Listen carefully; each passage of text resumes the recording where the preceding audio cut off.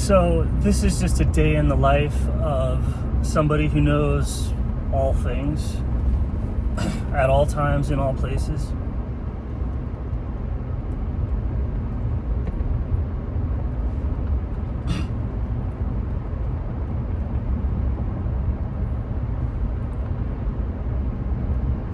And you can do that just with one thing.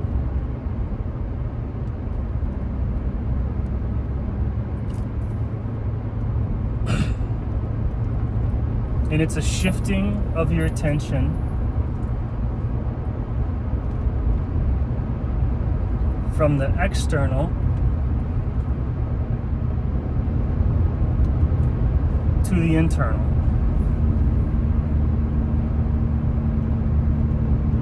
And the reason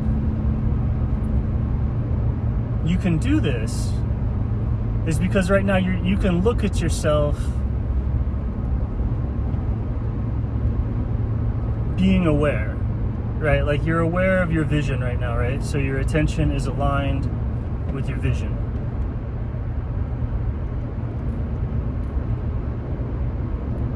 And now because I've talked about that, you're paying attention to yourself, how you're paying attention to your vision, right? Your vision's happening.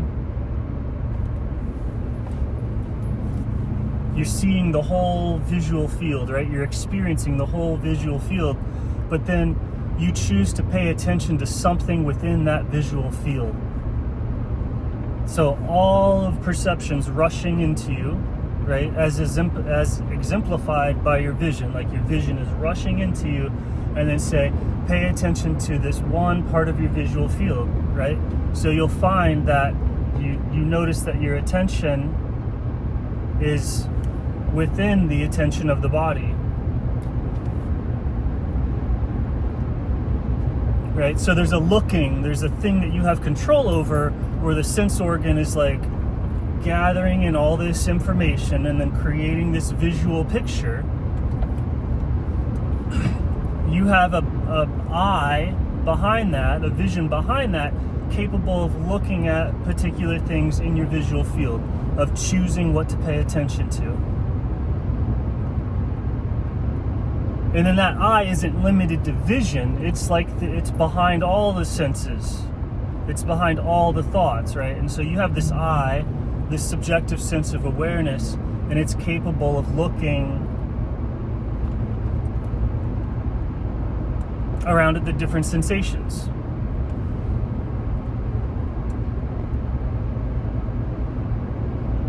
And so when you look around at the different sensations, you realize that you're not the sensations, right? You're a step behind the sensations.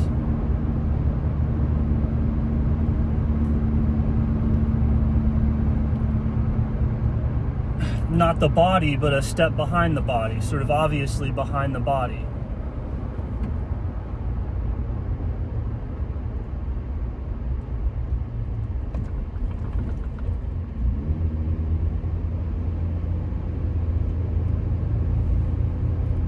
And so just like you're looking at all the sense organs, but you can't really turn the sense organs back on themselves. You can't like turn the eye back on the seeing.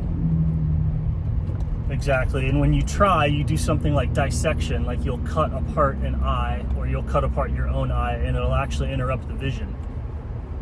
Or you can only study it in something else that is having vision, and if you study it too much, it'll interrupt the vision for the most part.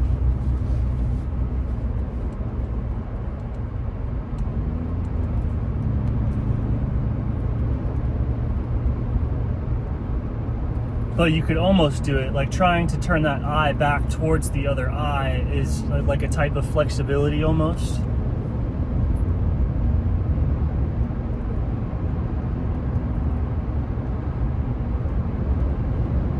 And then you're looking at that thing that's looking, right? You notice you push your attention around, put your attention there. Put your attention on your breath. Notice that your attention's focused, and then your attention wanders, right? And your attention's focused and your attention wanders, and lo and behold, what you're looking at that again.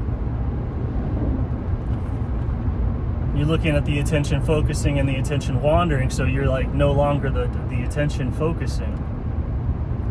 Right? So very quickly you see there's these stages and these levels of embodiment and perception and self, and that are, going into the sense organs. You're looking at the sense organs, you have this attention focus, and then you're seeing it again. And so if you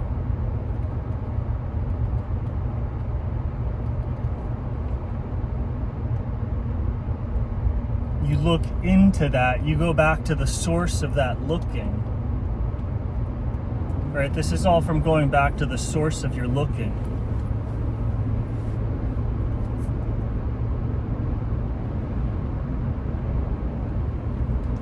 And it's you'll find that everything is consciousness, ether. It's moving, like the substance of things. There's like a mystery beyond this of like how this place and what it is embodies souls, but just mechanically what's going on, because there's a lot of like argument over what's happening mechanically. That's the whole scientific pursuit. Like the reason that science is so popular right now is because they're going, what's mechanically happening? That's the question they're trying to answer. That's what everybody really wants to know.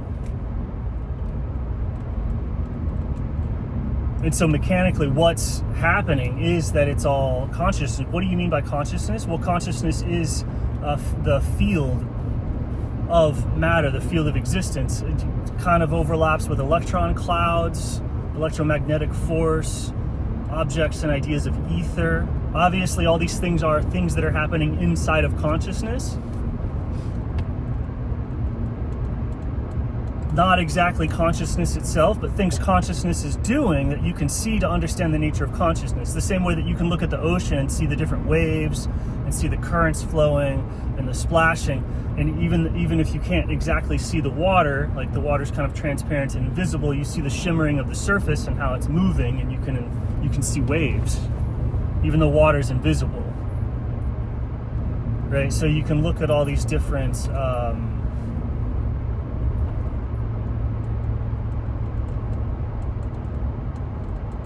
behavioral patterns of consciousness, and it's a field. It's just like water. So if you want to understand it, go into water. Like water, a big part of your body.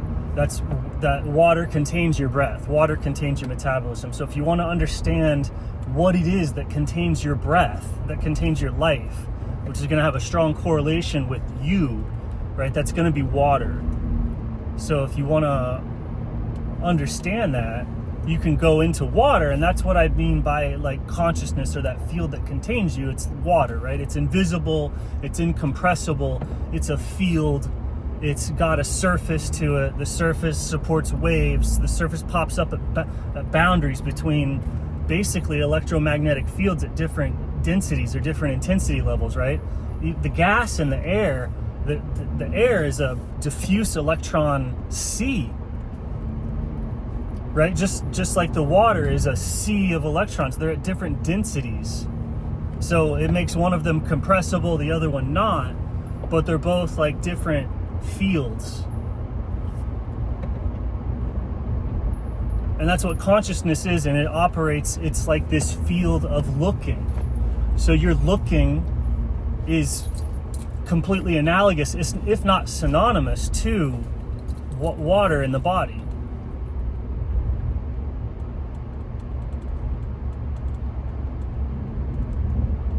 Water is the looking. So when you follow that chain of being back to like, I'm aware of my vision, I'm aware of something in my vision, I'm aware of my preference, I'm aware of my choice, I'm aware of my ability to move my focus around and see that as an eyeball and start to identify with that as a person, right? Like that's you, not the I, in a weird way, like, right? And so you can follow that back again. And so that I, that place that you're looking from, the identity, is going back to, the source of consciousness. But it falls into this like awareness thing, and that's the water at depth in the body. The water that's not surface water. Like surface water is that field holding all things. Not surface water, like the bulk water, the invisible water, the invisible aspect of a field, like the water that you can't see. That's a field of awareness. So that field is around, metal, iron, carbon, right? And that field is at a particular density. That electron density is at a density, and it's at a shape. And the shape is kind of cymatically held in place. There's just like if you play a speaker over water, there's something going. There's a voice. There's a logos, right? This is mysterious. It seems like the voice of God has this tone that causes things like atoms to cymatically resonate into shape.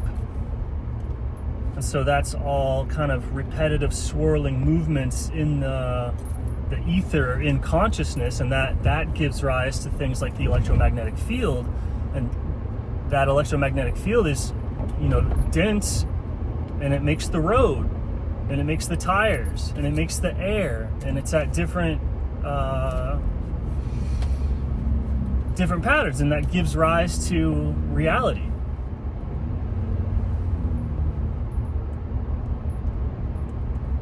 And so being on the surface of that, is that form, is that object, is that thing, is that location, is that person looking out through the senses. And as you pull away from that, you fall into being, which is the totality of consciousness. And in that consciousness, you're that being that's doing all things, and all things are connected through that being. And then that being is doing an aspect of the surface. And so any sort of formed or structured awareness of like, I am looking from somewhere, it's already a surface phenomenon. And that's just different because the preformed awareness, the being, the deeper water that's doing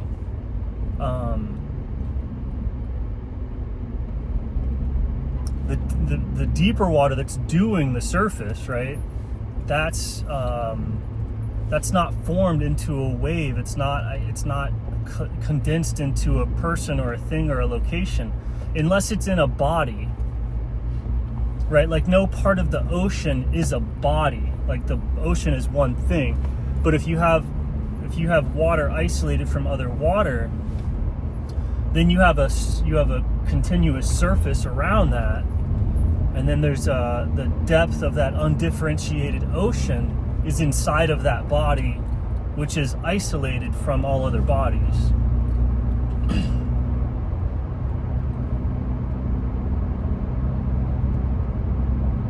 So water in this form provides the awareness for the body structure, which has like the DNA and the senses and the movements and the patterns and the sense of time and all that.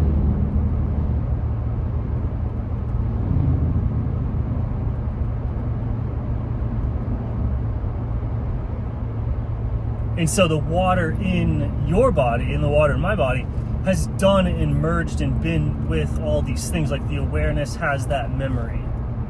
Like everyone's like into genetic memory and blah blah blah, and like lineage and whatever. The water memory of the body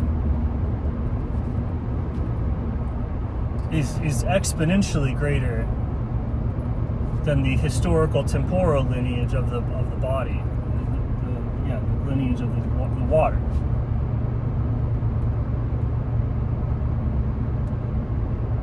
And so that memory is inside of everyone, and it knows and can do and does all things, right? Like the water surface can like speak all things, it can receive all things.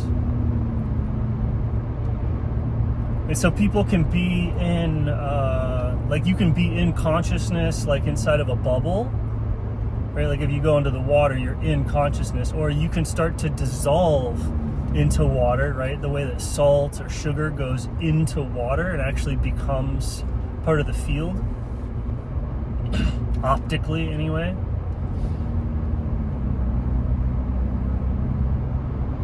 Different proteins, different molecules in the body are dissolved in the water. What does that mean to be dissolved in the water? Is that their field is merged with the water. Any molecule that's dissolved in the water, that molecule could be just seen as an expression of the water. It's coming out of the water. So you have molecules in the body that are half dissolved in the water and then half anchored in this reality. And so those molecules, if you're actually looking at their structure, their electron structure, it's going and then merged with the whole body of water.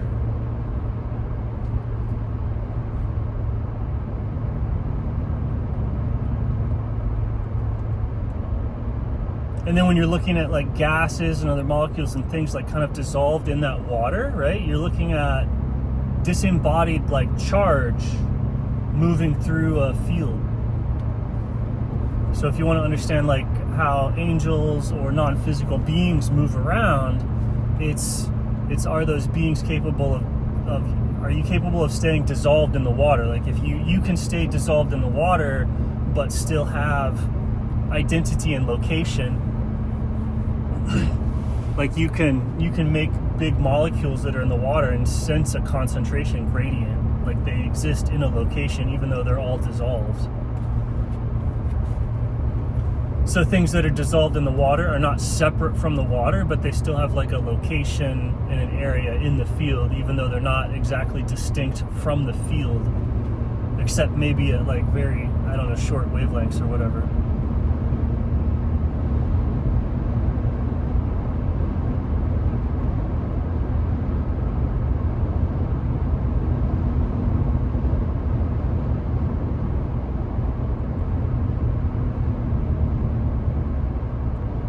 In some sense, you could say like the spiritual reality, the terrain of like myths and legend and theology is the terrain of the blood or the terrain of the water, like what's in the water of the body and how is it behaving.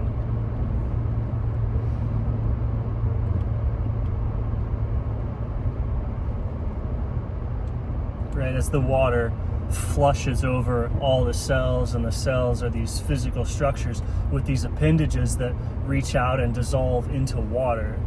And the same thing even at the DNA, like the DNA might be kind of physical at the core, but it's got tendrils of information of RNA like going out, and it's essentially dissolved in water. Like the RNA functionally dissolves.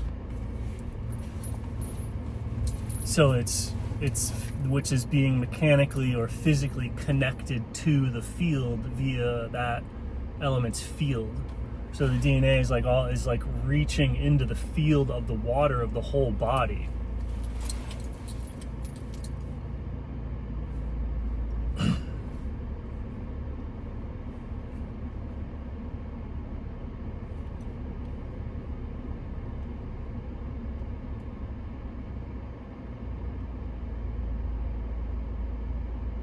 And from there, everything's kind of simple, like swimming.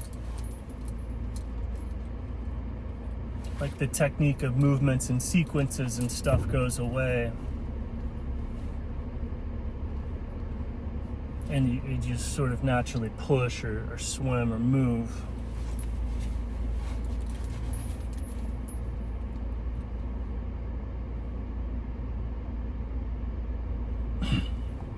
So you end up like you know everything because there's only one thing to know. And for any sort of proposition or whatever, you can essentially swim to it or know it or go there. Like you could navigate, like if you wanted to be like, how do we do this? Like how do we get consciousness to do this? And it's like you can get consciousness to do anything. There's really nothing to figure out scientifically. Because you can get anything to happen if you do it right or you force it. So it's not like the question, it's like should.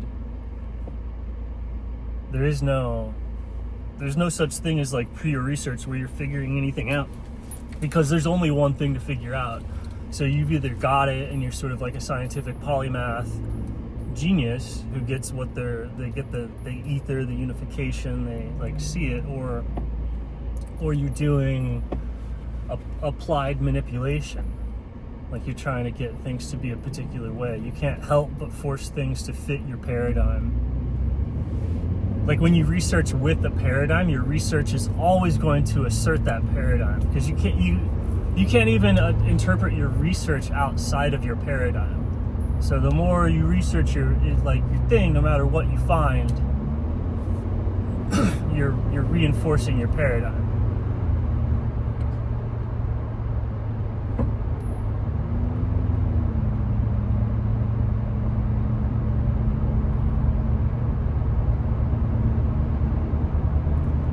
But there's only one thing. Everything else is like, yeah, you can get it to happen if you put enough energy behind it, like anything.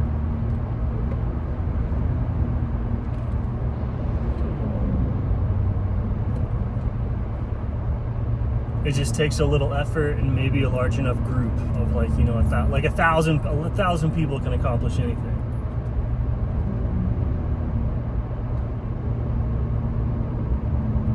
Or prove anything. And then ultimately we'll be like proven wrong, we'll come to an end, because consciousness just wants to sort of like be at rest, and it has this rhythm and this relaxation. So as you move around frantically trying to like interpret the patterns of your behavior, over time it'll return to that one simple thing, that one simple truth. So it's like, then from that point, be like, oh, I know everything, and like a retard can know it, because there's only one thing. So anybody can become the scientific genius on par with the giants like Newton or Pythagoras or Plato.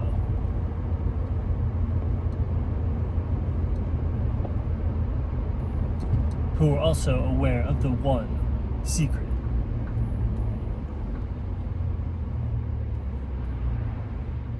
But they misunderstood some things.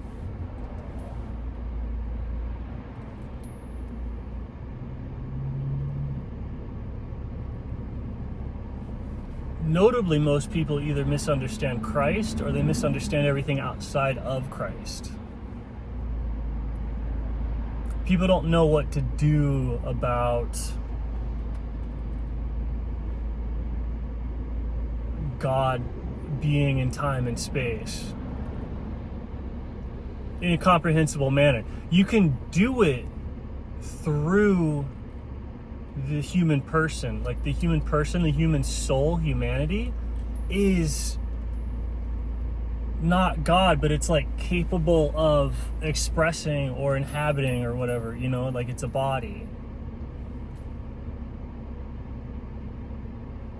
And so you can say things in a humanly way about difficult, transcendent, infinite topics without being wrong. Like if you that's possible within the human spirit. Like if you try and understand things outside of that, outside of your humanity, it'll end up being inaccurate, like a hologram.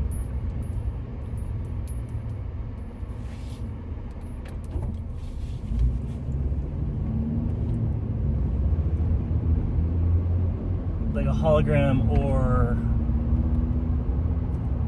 two-dimensional painting, which isn't real. Like when people express truth through their humanity, it's real. I think I'm getting a little dogmatic, inspirational. What if we believed this, everyone? What if we believed it?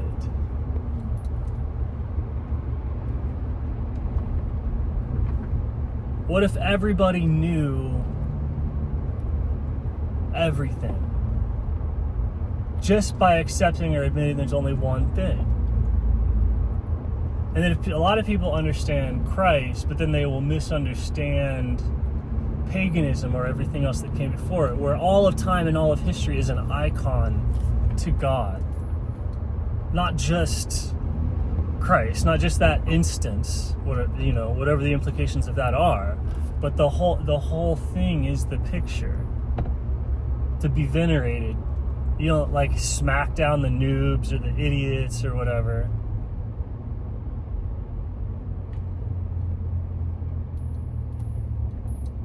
It's all deserving of a sort of worship.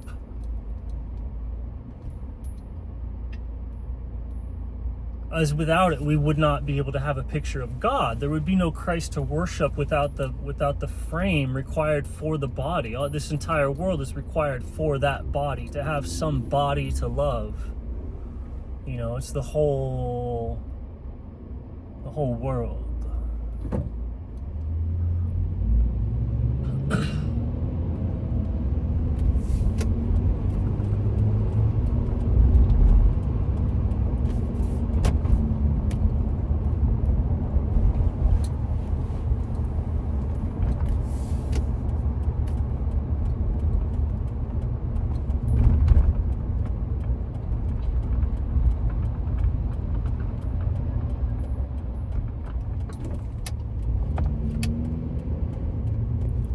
But it's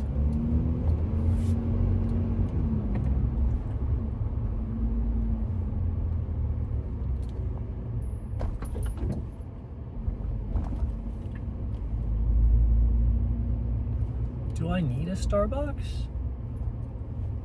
They'll have bad coffee there. Is Starbucks good coffee though?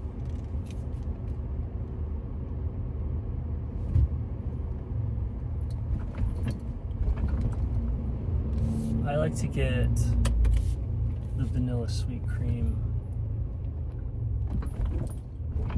with no ice. It's chilled, and then with no ice, I think you get like 60% more coffee. I think Starbucks would go under if everybody knew about the no ice hack. Here, I'll show you.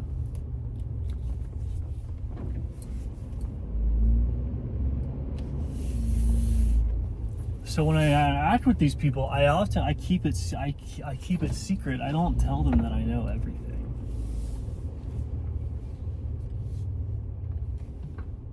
Or that I'm able to know everything if I wanted to.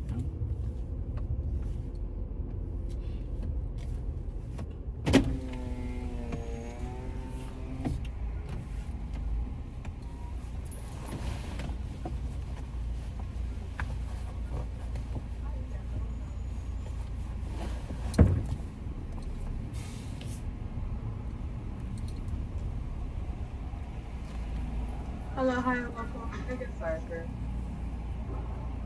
Could I get a grande vanilla sweet cream cold brew? No ice? No ice? Yes.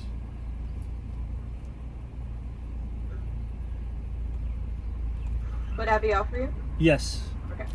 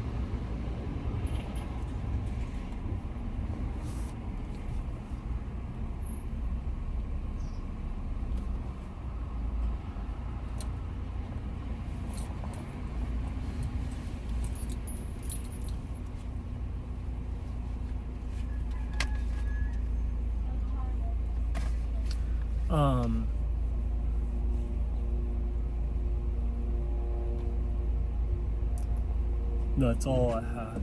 Oh no.